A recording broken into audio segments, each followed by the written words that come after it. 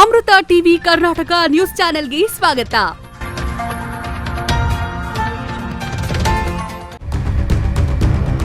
ಗರಸು ಸಾಗಾಣಿಕೆ ವಿರುದ್ಧ ಧ್ವನಿ ಎತ್ತಿದ್ದಕ್ಕೆ ಭೀಮಾ ವಾಹಿನಿ ಸಂಪಾದಕರಿಗೆ ಬೆದರಿಕೆ ಕರೆ.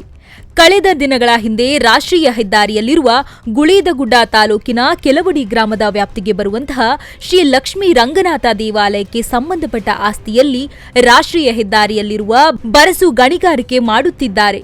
ಪರವಾನಗಿ ಇದೆಯೋ ಇಲ್ಲವೋ ಎಂದು ಪ್ರಶ್ನೆ ಮಾಡಿದಾಗ ರಾಷ್ಟ್ರೀಯ ಹೆದ್ದಾರಿ ಅವರು ತಮ್ಮಲ್ಲಿ ಇರುವ ಪುಡಿ ರೌಡಿಗಳಿಂದ ಭೀಮಾ ವಾಹಿನಿ ಪತ್ರಿಕೆಯ ಸಂಪಾದಕರಿಗೆ ಕರೆ ಮಾಡಿ ಜೀವ ಬೆದರಿಕೆ ನೀಡಿರುವುದು ತಿಳಿದು ಬಂದಿರುತ್ತದೆ. ಭೀಮಾ ವಾಹಿನಿ ಸಂಪಾದಕರಿಗೆ ಬೆದರಿಕೆ ಕರೆ ಮಾಡಿದವರ ವಿರುದ್ಧ ಕೂಡಲೇ ಕಾನೂನು ರೀತಿಯ ಸೂಕ್ತ ಕ್ರಮವನ್ನು ಜರುಗಿಸಬೇಕೆಂದು ಭೀಮಾ ವಾಹಿನಿ ಪತ್ರಿಕೆ ಮತ್ತು ಕರ್ನಾಟಕ ಬಹುಜನ ಚಳುವಳಿ ಸಂಘದ ರಾಜ್ಯ ಕಾರ್ಯದರ್ಶಿ ಹಾಗೂ ಸಂಪಾದಕರು ಹಿರಪ್ಪ ಮಾದರ್ ಅವರು ಅಮೃತ ಟಿವಿಗೆ ತಿಳಿಸಿದ್ದಾರೆ.